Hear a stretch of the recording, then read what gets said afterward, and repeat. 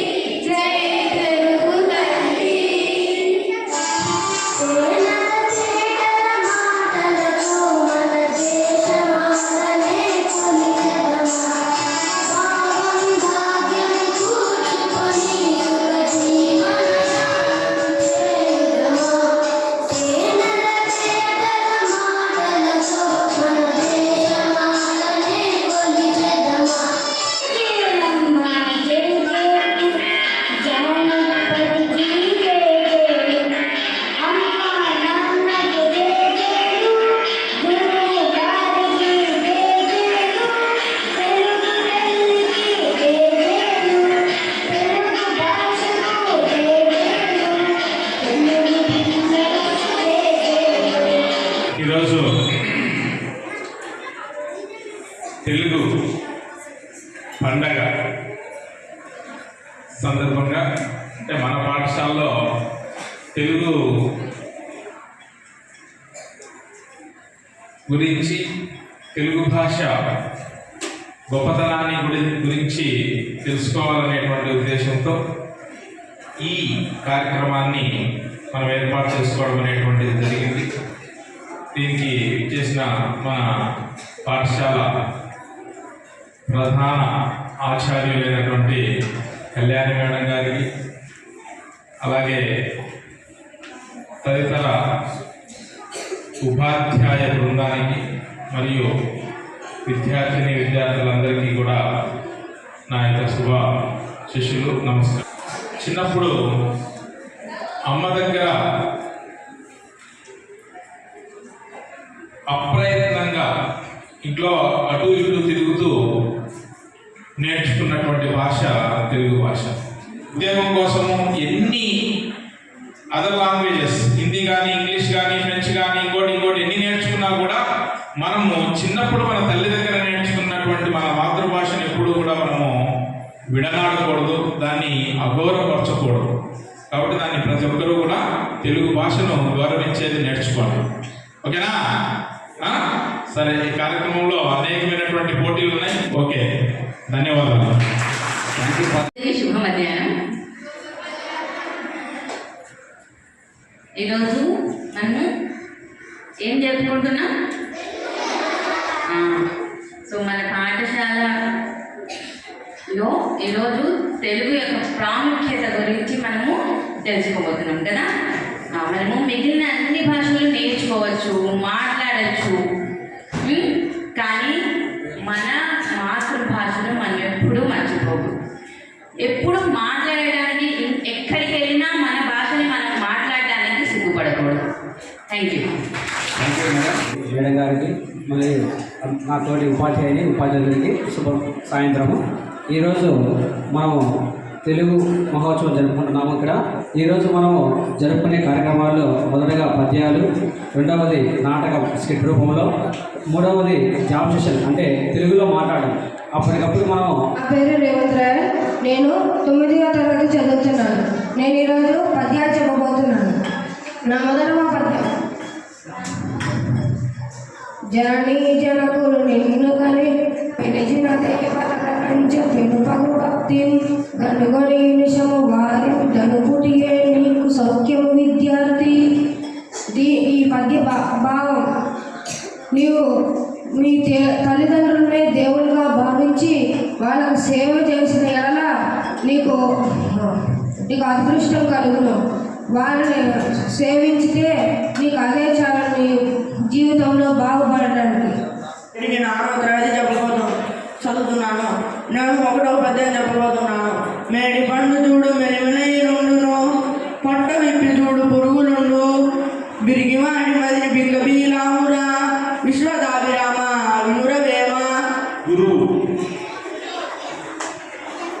అందరికీ శుభ సాయంత్రం. నా పేరు కార్తిక. నేను 9వ తరగతిలో చదువుతున్నాను. ఈరోజు నేను గురువు గురించి తెలుగు భాషలో మాట్లాడబోతున్నాను.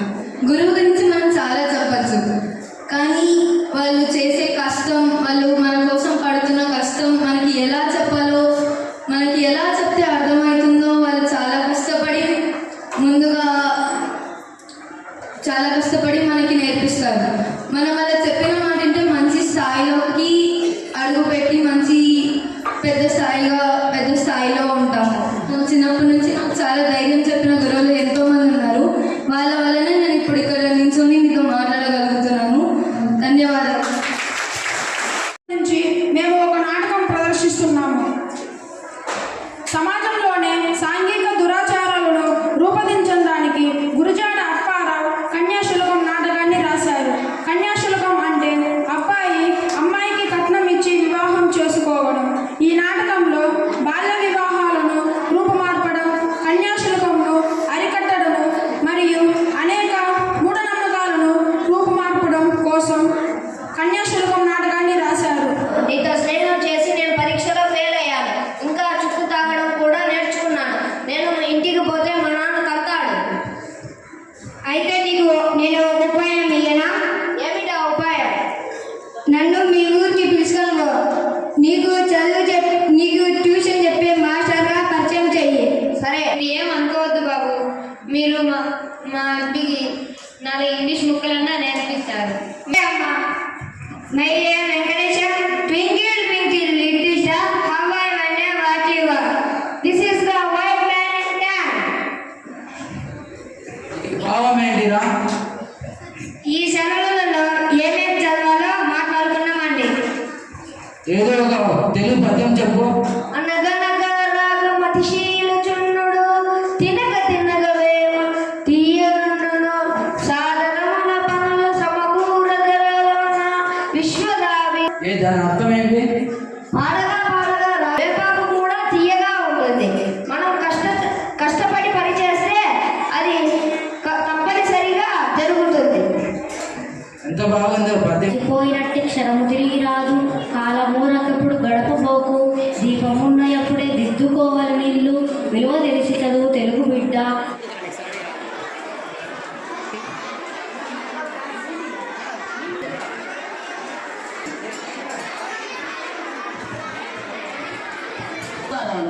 ఈనాటి మూల విజయ కార్యక్రమం కొద్దిసేపట్లో ప్రారంభమవుతుంది.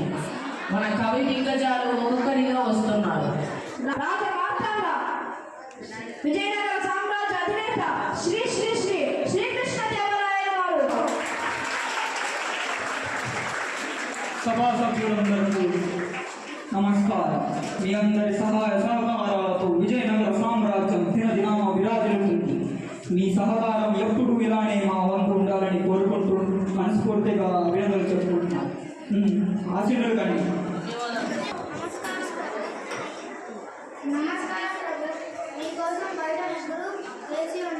నేను గురించి అందరినీ సమానంగా పంచుకోమన్నారు. ఈ సమస్యకు పరిష్కారం నేనే చెప్పాను. చాలా తమాషాగా ఉంది కదా. బేసి సంఖ్యలో ఉన్న ఏనుగులను ముగ్గురికి ఎలా సమానంగా పంచగలం? మన ఆస్థానంలో ఎవరన్నా ఉన్నారా? ఇది కవులు. ప్రభు, మీరు అనుమతిస్తే ఈ ప్రశ్నకు జవాబు పరిష్కారం నేను చెప్తాను. ఎవరు మీరు? నన్ను అందరూ రామలింగడం అంటారు. నేను ఆంధ్రదేశంలో కృష్ణా తీరంలో తెనాలి గ్రామం నుండి వచ్చాను. నేను రాసిన కవితం మీకు సమర్పించి ఈ సభలో స్థానాన్ని చేర్చుకోవాలన్నదే నా కోరిక. ప్రభు, నాకు 17 చిన్న ఏనుగులు, ఒక పెద్ద ఏనుగు కావాలి ప్రభు. అలాగే, ఎవరక్కడ?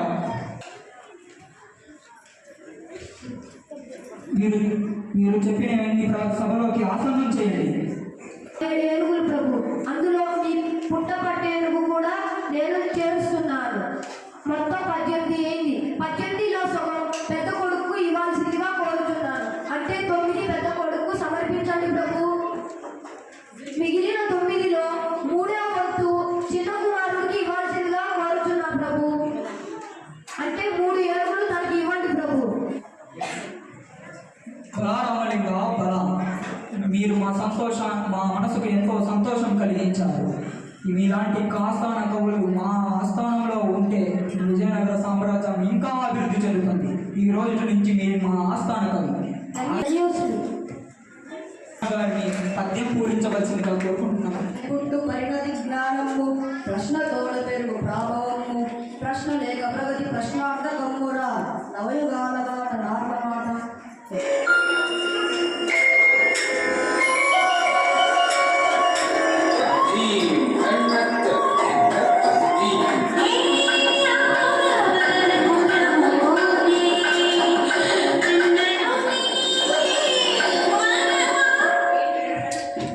మన ఆస్థానంలో నేను నాట్యమయూరి అని పిలిచేదారు.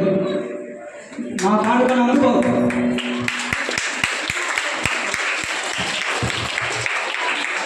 కవుల సహకారం, ప్రజలందరి సహకారం, ఆ ఈశ్వరుని దయతో, ఆ ఈశ్వరుని ఆశీస్సులు నా అంత ఉన్నంత వరకు ఈ విజయనగర సామ్రాజ్యం కూలేదుండదు. ఇతర శక్తులు ఈ విజయనగర రాజ్యం మీదికి వచ్చే ధైర్యం చేయు. కాబట్టి నా రాజ్యం, మన విజయనగర రాజ్యం దినదినం అభివృద్ధి చెందుతూ ప్రజలకు మంచి చేస్తూ పైకి వస్తుందని కోరుకుంటున్నాను. మీ ఆశీస్సులు, ఆ దేవుని ఆశీస్సులు, మీ సహకారం ఎల్లప్పుడూ మనతో ఉండాలి. ధన్యవాదాలు. వచ్చిన మొట్టమొదటి పుస్తకం మహాభారతం రాసిన వారి గురించి తెలుసుకుందాం.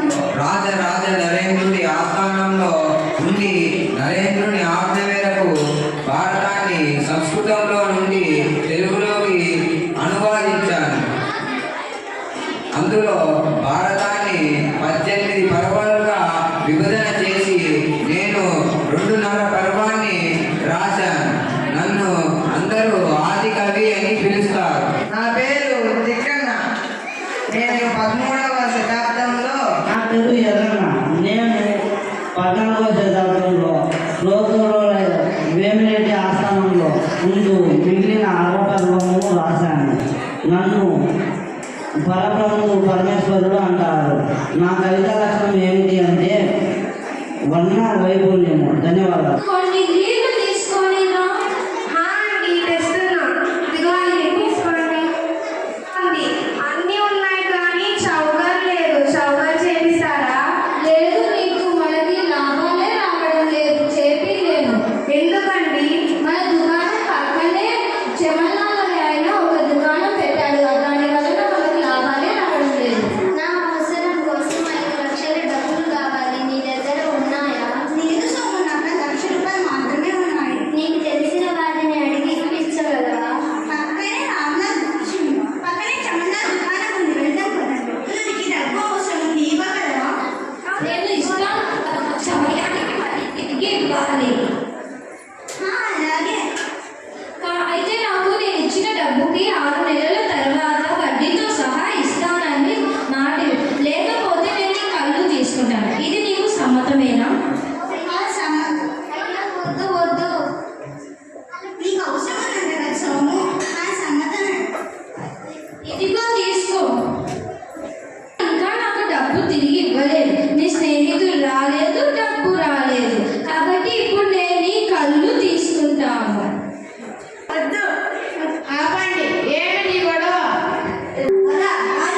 వారే నీ సమస్యను తీరుస్తారు.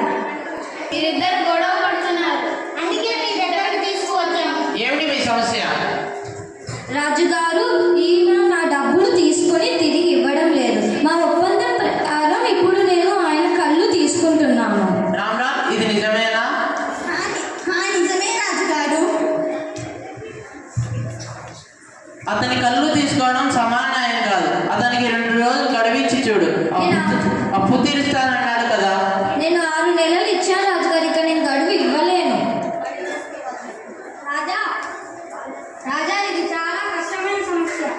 బీర్బల్, ఇది నువ్వు తీర్చగలవా?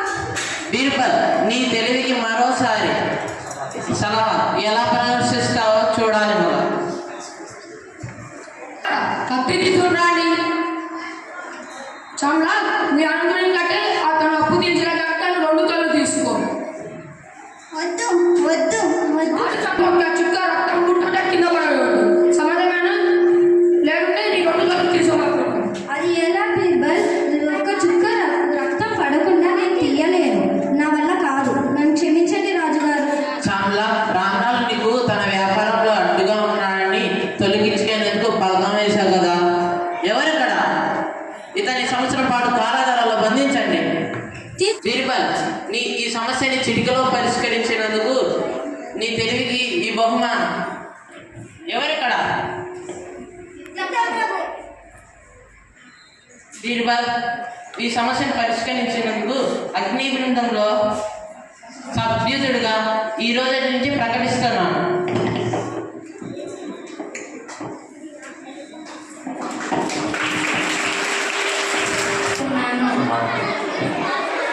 తాతగారు వచ్చారు, రండి తాత, వచ్చి కూర్చోండి, నీళ్లు తీసుకొని తాతగారు నాకు రాముడి గురించి చెప్పరా? నేను ఏ పెద్దలు వచ్చినా కానీ రాముడి గురించి అడుగుతూ ఉంటాను.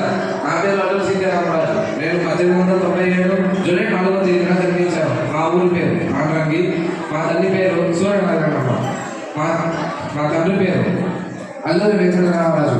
నేను చిన్నప్పటి నుంచి ఎన్నో కష్టాలు ఎదుర్కొన్నాను. నాకు చిన్నప్పటి నుంచి ఒకే ప్రశ్న ఉండేది, బ్రిటిష్ వాళ్ళు ఎందుకు మన దేశానికి వచ్చారు, మమ్మల్ని కీలుగా ఎందుకు చూస్తున్నారు? అందుకు ఆ ప్రశ్నకు జవాబుగా నేను స్వాతంత్ర సమాజంగా తయారవడానికి సిద్ధమయ్యాను. అందరికీ శుభ సాయంత్రం. నేను దుర్యోధనుడి క్యారెక్టర్ చేయబోతున్నాను. ఏమంటివి